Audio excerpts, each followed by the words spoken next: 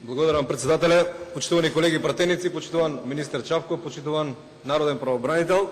Колега Милевски, ние од поодамна ја пратиме и се занимаваме со политика, па и присетете се дали некогаш на излагањето на годишниот извештај на народниот правобранител во Република Македонија во македонскиот парламент присуствувал министер за внатрешни работи.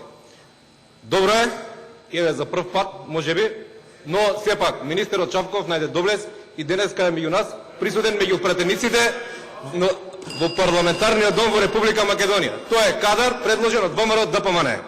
Но дојдеме со вашиот говор и она што сакав јас да ви реплицирам. Велите аболициран политичар, велите сиромашни политичари или сиромашен политичар.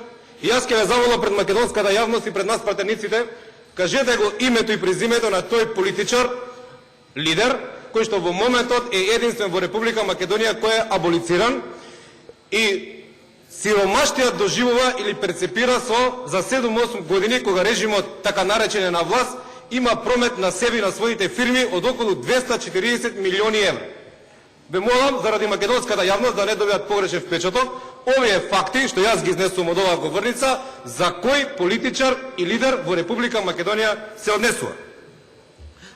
Говорите за политичка бруталност.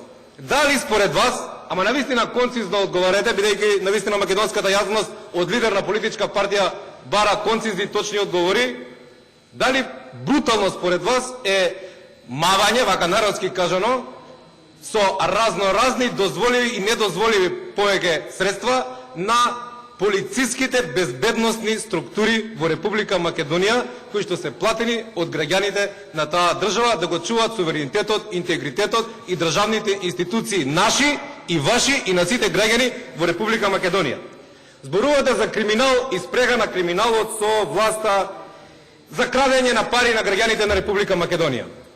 Одговорете ми на ова прашање, ќе ве замолам навистина.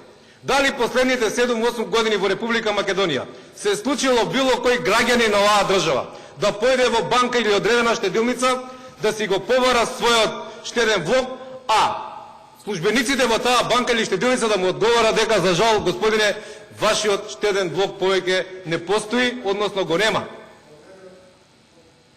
Вие како политичар доаѓате од Битола, од каде што во минатото се случи најголемата кражба на сув кеш пари на граѓаните на Република Македонија.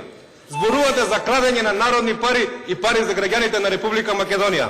И зборувате за чест и честност на политичарите. За да ја провериме нашата чест и честност, и вашата и нашата, дозволете и на граѓаните на Република Македонија да оценат и проценат и на избори го дадат својот суд. Затоа бегате од избори и затоа немате кредибилитет да зборувате на овие теми